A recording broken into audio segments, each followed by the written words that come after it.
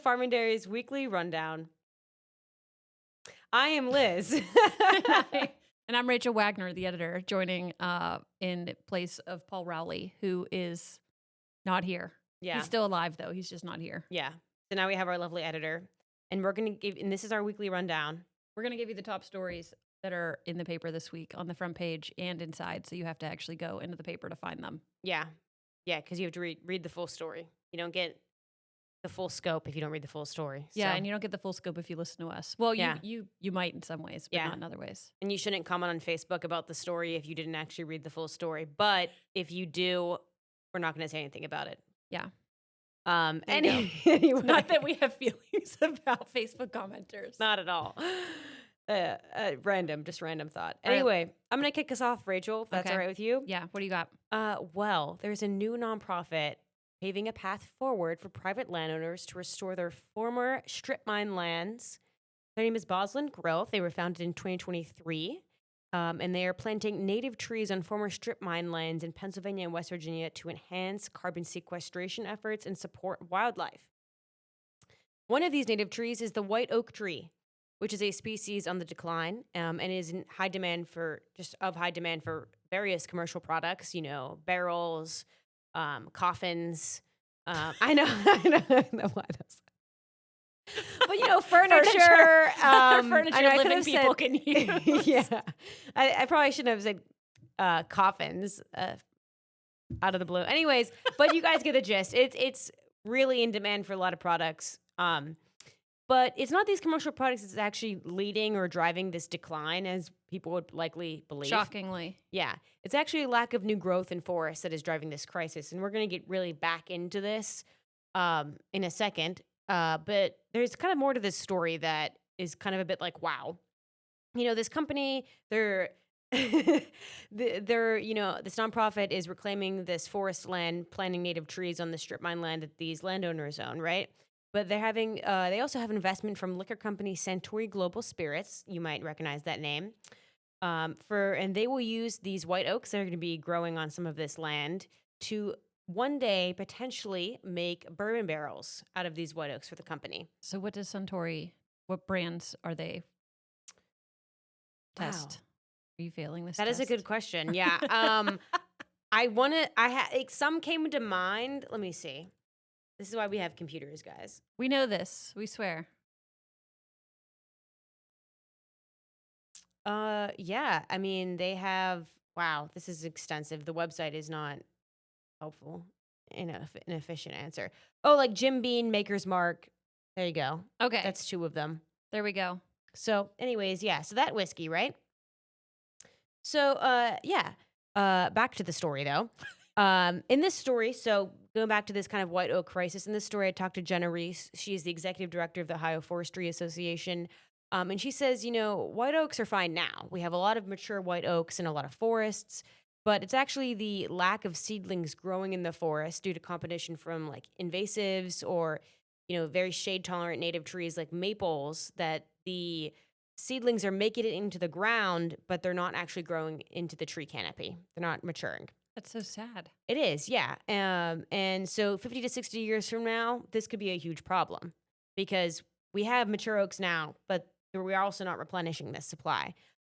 She says that actually the biggest thing that needs to happen is that more landowners need to conduct forest management on their properties so white oaks can thrive again, especially landowners with white oak trees.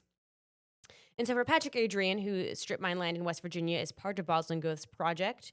Managing the land has always been his family's goal. It's priority for this land. They hunt on it. They've done a lot of different projects to support wildlife in the area. And he says if you don't manage the land will actually de-evolve in a way you don't want to. He gives me an example of a portion of the property that was actually taken over by autumn olive.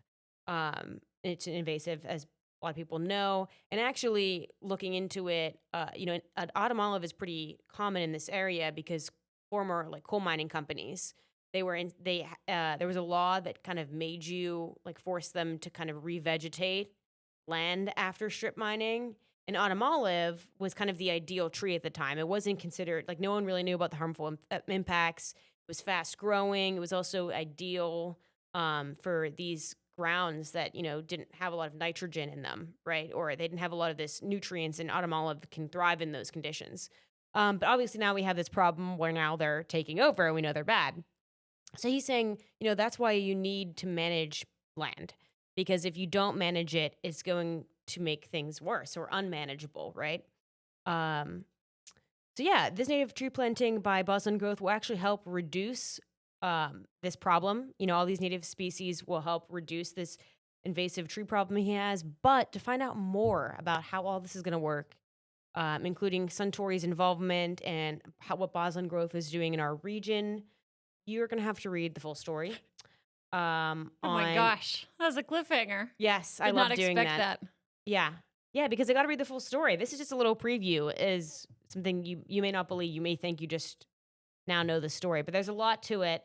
So to read more, you guys can go to the front page of the paper or online. Is it my turn now? Yes. Okay, we're going to talk about hemp in Ohio specifically. Because, all right, so, boy, I'm going to mess this one up even more now. Ohio's hemp industry. Hemp is part of you're going to correct me if I'm wrong, is part of the cannabis family. Yeah, the cannabis is like the plant name. Okay, and hemp is... And then there's like hemp and like marijuana. Okay, so like the branches. Because of that, hemp is getting lumped in with its cousin, marijuana, and also I don't even know what we would call Delta 8. Like the bad cousin that like was in juvie. It's like Delta 8 is the bad cousin that no, it's like the younger sibling that does worse stuff but never gets in trouble, and the older sibling always gets the trouble. That is what Delta 8 is. Wow. They're doing the same sneaky stuff, but the older sibling gets all of the fall, and the younger sibling is like an angel. Okay, and hemp then is just like the cousin who maybe hangs out in the same circles and now is getting lumped in. So, okay. To back up, let me back up to 2018. Let's get in the Wayback Machine, and we're going to go back to 2018. That's when the U.S. Farm Bill removed hemp from the federal list of controlled substances, which allowed farmers to grow it for the first time since, when did it get banned? Probably, I would think 100 years. I think I feel like it's probably pre-prohibition, but I don't know if that's right. We know this, but we're talking around off cuff. prohibition. We swear we know this stuff. So it was banned for a long time because it was connected with its with intoxicating. Whenever Reefer Madness came out, I think. I'll confirm this to everybody. So, but hemp was used for a long time for a lot of different things. Most recently, people probably know it for CBD oil, which is said to have certain health effects, good ones, not bad ones. It's also been used for fiber. Whenever it became legal to grow again, people were talking about it being used for all kinds of things: bedding, animal feed, bioplastics, lots of stuff. Like it was like the sky's the limit with hemp because it's this amazing magic thing that we haven't been able to grow, and we're very sad because we haven't been able to grow it. And at the time, I was looking back through our archives. People were talking about being able to get $10,000 per acre of profit from growing hemp, which is crazy. That is wild. Because I don't think that ever actually happened. Okay, did you find out when we were banned? Oh, well, Reefer Madness came out in 1936. I'd probably say it's like around that time. It's that old. Yeah. Do you know that was 90 years ago? 36. That's like almost 100 Yeah, years. that is. Wait, it was outlawed. Yeah, and then 1937. So yeah, 1930. It was like literally a year after Reefer Madness came out that it was banned in the United States. Okay. Sad. Where's the sad button? So, Ohio was actually one of the first states to get approved to grow hemp in 2019. Once the Fed said, hey, you can grow it, states had to make a regulatory plan, said, this is how we're going to regulate people growing it, just to make sure that they don't actually start growing marijuana. Sorry, we're trying to be official and professional here. Yeah, marijuana. You can say pot. All right, cool. I usually just say weed, but there's a lot of names. Okay, cool. Just don't call it the devil's lettuce. Jazz, cigarettes. I've never heard of that one before. Jazz cigarettes? I kind of like that though, because it sounds fancier than like, is this actually a real thing? Wait, I need to look this up now. Jazz cigarettes? We either sound very square or like we know way too much. Oh my God, you're right. This is changing my life, guys. This is now on what I'm saying. Like, It's that sounds because, so much cooler than a cigarette. I mean, I think it's because it was a cool cigarette, but also jazz players were known for I didn't know that. smoking the Wow. reefer. Yeah. Look at that. You're our editor knows her history, guys. I know some things about some things. Yeah. Anyway, back to hemp, which is not intoxicating. Yes. Emphasis on that. So Ohio was one of the first states to get approved to grow it. People started putting it in the ground in 2020. At the peak, several hundred people had licenses to grow hemp in Ohio. Guess how many had licenses to grow hemp last year, Liz? 2025. 10. It was less than 50. Wow, according that's still to really this story that that's Patrick sad. Cooley did. And in fact, this year the state turned over hemp licensure to the USDA because that means they don't want to deal with it anymore. So for hemp, the plant, the problem with it was overplanted. Farmers didn't have the market for it that they thought that they would. They had issues with processing it and storing it because it was a new plant and the technology around it wasn't there. And then just also the experience around it wasn't there. And it led to a lot of issues. So that's just from the farmer's perspective of like, this is a commodity crop. Then enter in Ohio's General Assembly. So when did Ohio voters say we want to legalize recreational? I think it was 2024. Okay. So the will of the Ohio people was that we want recreational marijuana. Yeah. Okay. And Ohio's General Assembly says, that's great. But actually, here's what we want to do is sort of make that harder, if not impossible.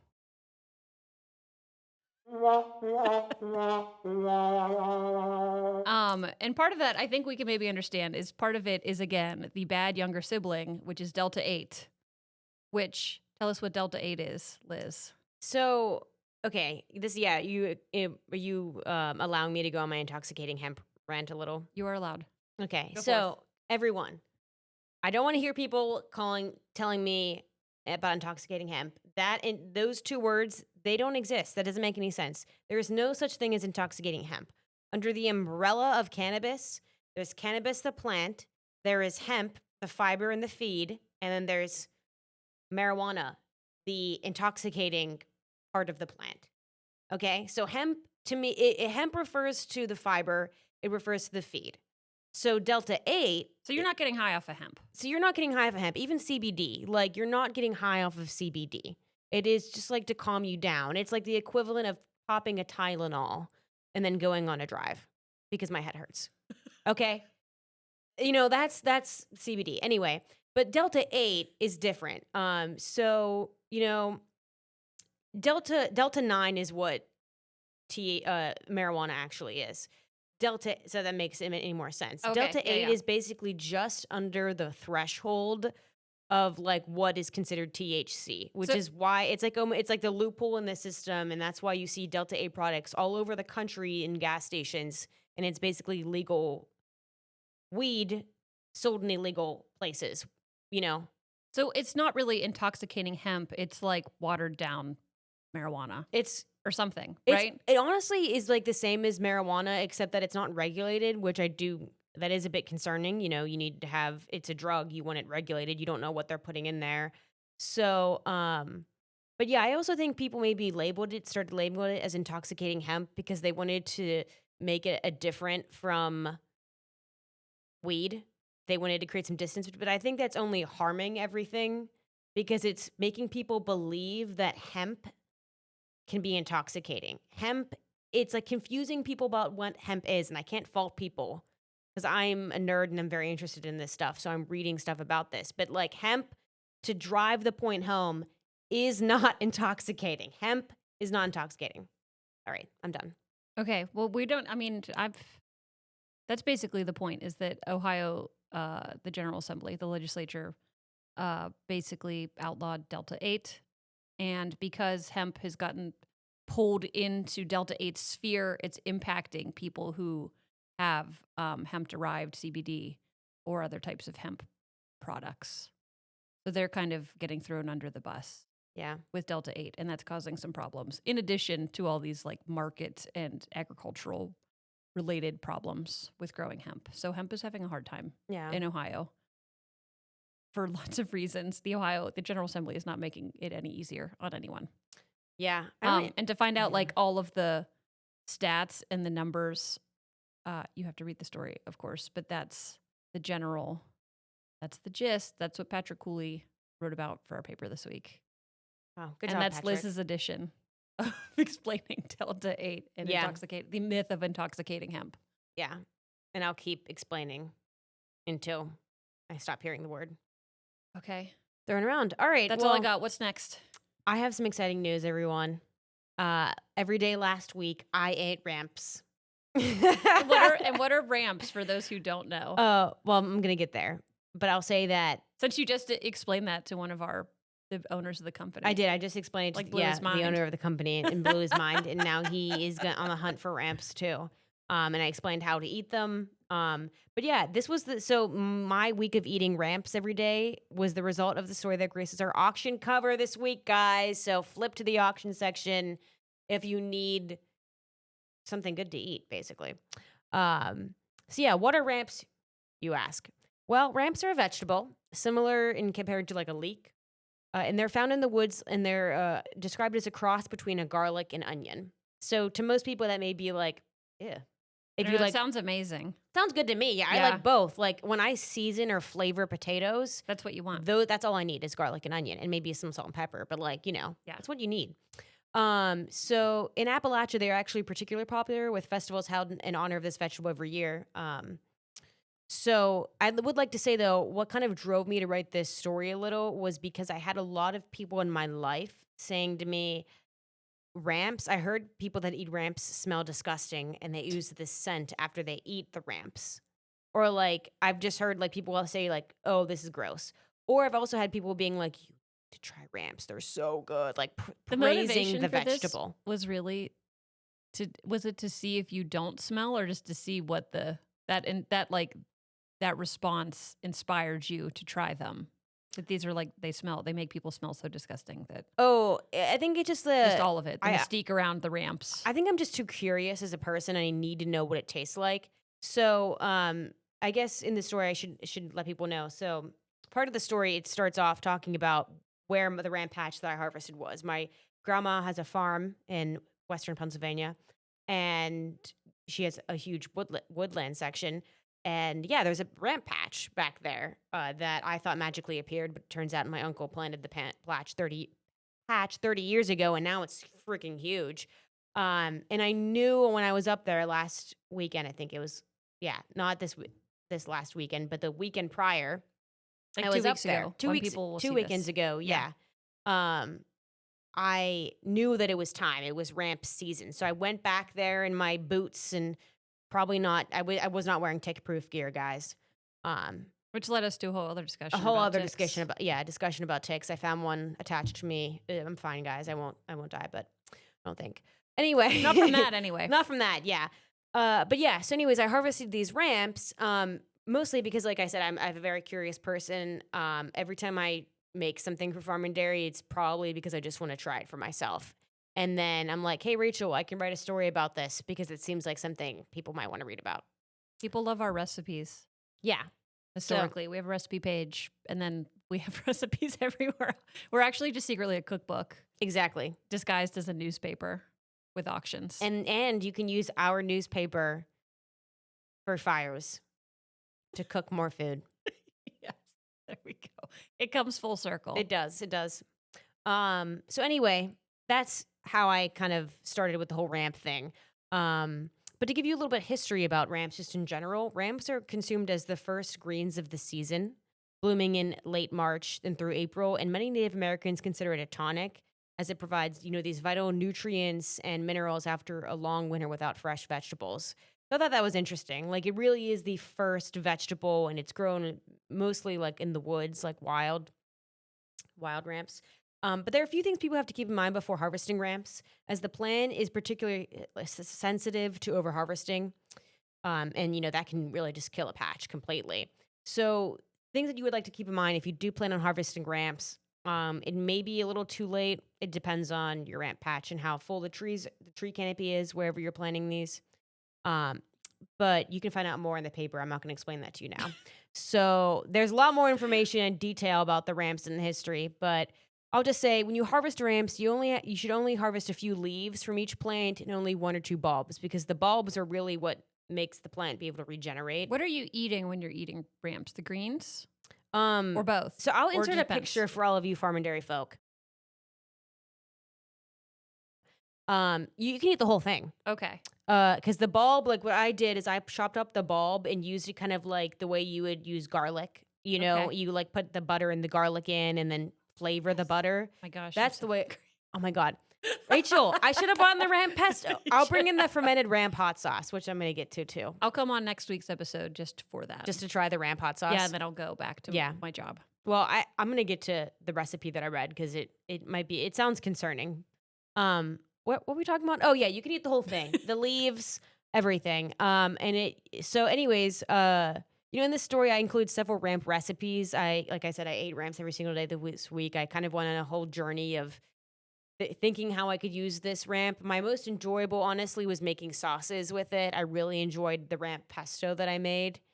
Probably better than basil pesto. It was incredible. Still is incredible. I have so much to eat in my house. I'm really excited.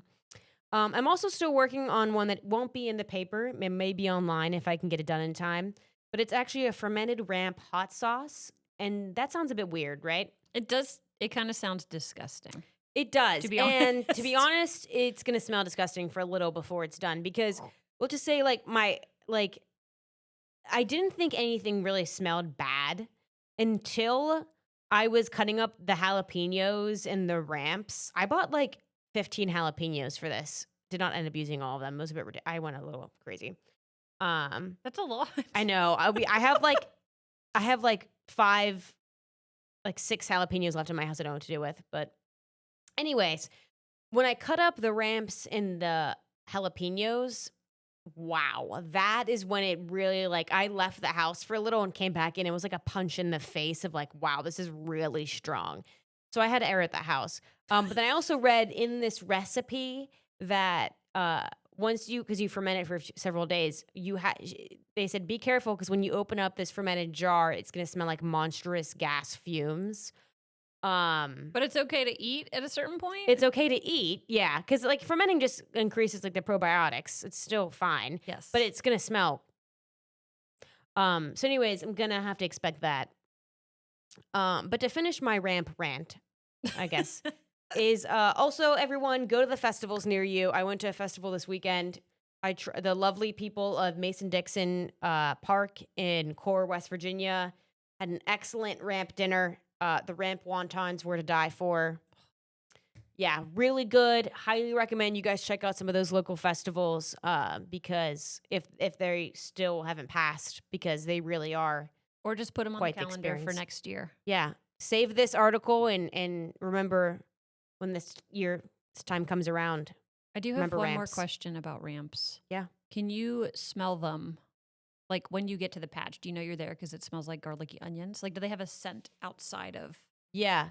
I mean, I wouldn't say if I'm standing and the patch is below me, I Yeah. wouldn't say, but if you're You're up in if you're it. picking the leaves, yeah, you can smell it. Okay. It's like And, when you if walk you're through mint or sitting- something yeah. and you, okay.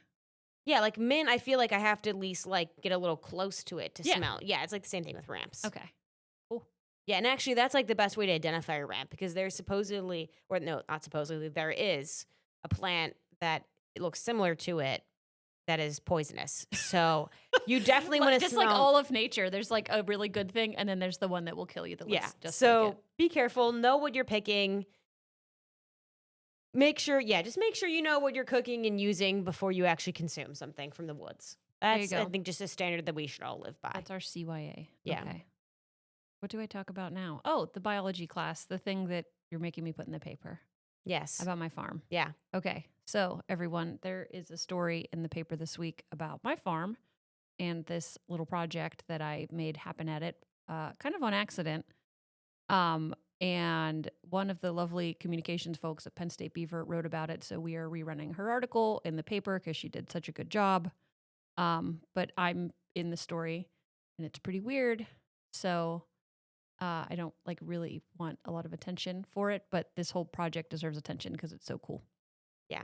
Okay. I agree. So at our farm, which it's my husband's family. I married into the family farm, although I grew up just over the hill.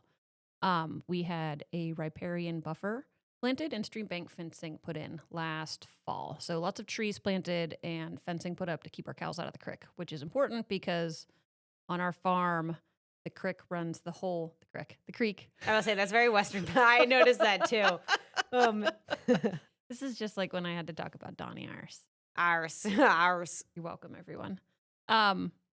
It runs 2,700 feet, which is like half a mile. Mm-hmm. There's through the front of our farm. Like the whole front is just this creek and, kind of bottom ground, which historically our cows have had complete access to. Mm-hmm. And eventually, for various reasons, we realized we needed to put stream bank fencing up and get some trees planted. So we did that through PASA Sustainable Agriculture. They helped us through their agroforestry program with some funding and stuff. And then because riparian buffers, which is trees planted by creeks or streams or whatever, is said to be a best management practice, and stream bank fencing, and I'm like a really skeptical person. I'm like, well, how do they know that? I thought, we should test it because this is just starting right now, so we would have good baseline testing of this being like the first year and before the stuff was put in. So this is the time that everyone, you're wondering, like, does this work? We can see the before because we're in the before, and then we'll see the after later on. Mm-hmm. So I approached one of my farmer friends who works at Penn State Extension, Craig Conforti, who I don't actually know what he does. He's a client relations manager. He was like a regional one, and now he's the state one, perhaps. I still really don't know what he does, but he knows people and he makes things happen. And also I approached just in general Penn State, their water person locally. Mm-hmm. I'm really whiffing on this. Anyway, Craig and the folks at Penn State Extension got in touch with Penn State Beaver. Penn State has a campus in Beaver County called Penn State Beaver. And then a bunch of things happened where I wasn't really involved. And then they came to me and they were like, yeah, we put together this independent study class. Wow. And you were like, cool. Yeah, we found the money, or we made the money happen to literally have an instructor, like to hire a person to lead this class, and then to have students, and then they're gonna use your farm as like a laboratory to study stuff. That's really cool. Yeah. That's our editor, Rachel Wagoner. Yeah, I didn't mean for Fixing that to. water quality. I basically just wanted someone to either do it or to help me figure out how to do water quality testing. Like, Mm-hmm. I just wanted to know what kind of tubes to put the water in and like where to send it and how to not contaminate it with my own germs or whatever. Yeah. And now you're educating yourself and the students. Yeah, so there's youths. undergraduate students who come out. They've been coming out twice a week when the weather's been nice in the fall, and then in the spring to study everything, basically, like macroinvertebrates, which is bugs. Mm-hmm. I think. I don't think people like them to be called bugs, but bugs, aquatic life, so fish and all that stuff, mammals, birds, I assume. And then just testing different water quality parameters, testing, looking at the erosion on the stream, just looking at all the stuff. And these students are making, they're actually going to be doing research presentations on it this week, which I'll be in Columbus for the Ohio FFA convention when they're doing them, but they're going to beam me in via the internet to watch the kids present their research projects on the projects that they did to research a thing on our farm. That's so cool. Yeah. And I was there one day. They did electrofishing, which is where they have a big shocker thing and they stick it in the creek. Can't help it. The creek. It's still worth run. It's a creek. Mm-hmm. The guys from the Western Pennsylvania Conservancy, they came with a shocker, and it doesn't kill most of the fish. It kills some of them just because getting shocked is like no bueno. Yeah. It just stuns them so you can catch them, and then you collect a bunch of them over a, like 100-yard stretch of the creek, and then you put them in buckets, and then when you're done shocking them, then you see which ones you got in this span, and then you can use that information to perhaps extrapolate things about the rest of the health of the rest of the creek. Wow. Because you can't just, some of the fish you can see, but some of them you'll never see because they're just too quick or they're too dark. And so there's photos of that. The story is online, but it's also going to be in our paper in the rural section because I was like, this is really cool. If this wasn't me, I would want to run this story. Yeah. And because it's me, I didn't want to run it because I thought people are going to think I'm trying to talk up this cool thing that's happening that I did, which I was the impetus just because I am nosy. And when I'm nosy, I'm just like, I'll just email. I'm just going to ask, like, what's it hurt to ask someone? Mm-hmm.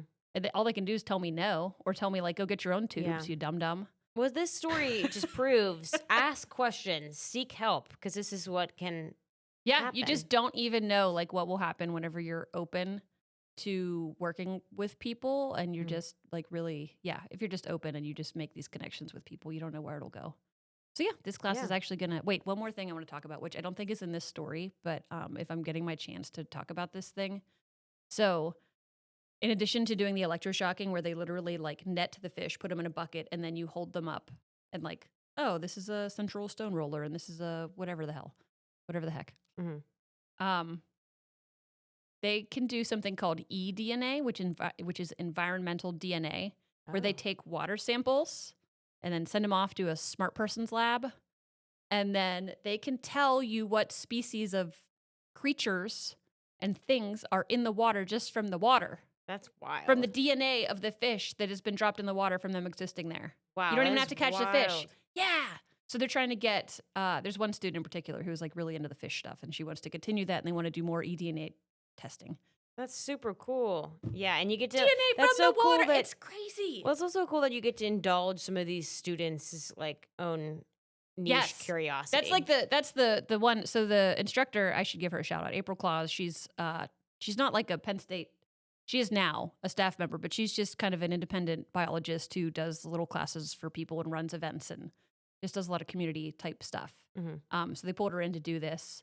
And so she has just let the students like, what are you interested in? Okay, let's study that. Like the one time my son who is 7, it was on spring break. So we were out there checking out what the students were doing. And he thought it was really weird that these students were all over our farm. And I was like, well, Wyatt, like not everyone has a farm. So not everyone has this access to these things. And he was like, oh, so they're like using our farm as a classroom. I'm like, yeah, basically. And then we went down to see what they're doing and we saw some toads mating. Wow. And I have pictures of it. It's kind of weird, but cute. And That then we is- saw all the eggs. And then like April was explaining everything that we were seeing. So then like it was Wyatt was seeing all this stuff through their eyes instead, like this farm that he is growing up on and he's there all the time running around doing stuff. But to see it like through the lens of biology and being like, yeah, this is the American toad and this is the noise it makes and this is how they find someone to mate with. And then here's what the eggs look like. And then here's how all of this works. Crazy. Yeah, that it's is really wild. cool stuff. He gets to watch and like kind of learn about what he may have already seen but didn't really know about. Yes, exactly. It's so cool. That's so cool. And it's just in this like the toads were in this like wet swampy area that we just like don't go in because there's no reason for us to go there. It's like an area that we would avoid otherwise. And now like, he's I'm probably not gonna, obsessed, right? Yeah. He's not. Thank God he's not yet because he's still a 7-year-old boy. So like stuff with wheels and engines is more his speed. But he does know like, oh, this is a habitat for animals. Yeah, that's good. And toads, and we like to catch toads. So there you go. That's my Cool. rant. I talked about this way too much, but it's just really exciting how No, all of it's this cool. has worked out. Yeah, everyone go and be curious. That's the whole theme of the story of the pod today, actually. Is just be naturally curious and seek people out. Seek people out. Build community around you. Build community. Yeah. Seek people out, but like in a safe way. Don't be like a weirdo. I guess I should emphasize that. Because there are some people that are malevolent. Oh no, is this where we talk about? Yeah, are we still talking about Paul's story? It was It's not anything to laugh about, but it is. You can seek people out because the guy in this story was not.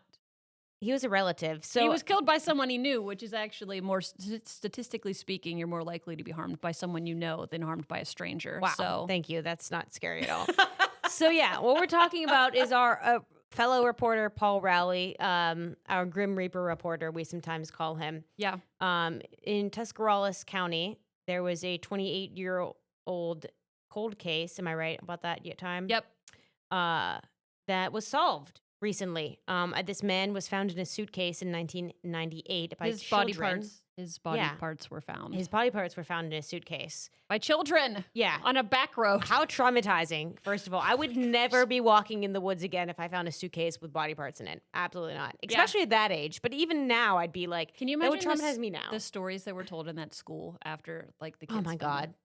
Yeah. That's actually that's why I gave Paul the okay to cover this, because I know the impact these sorts of cases have on rural communities. Like it becomes like mythical. It's like Yeah. it's lore almost. But actually, they did solve this one It's through it's DNA like how like technology. one thing becomes like the entire community talks about for like a while. Yeah. You know? It's like the thing. But yeah, so they found what? So what happened?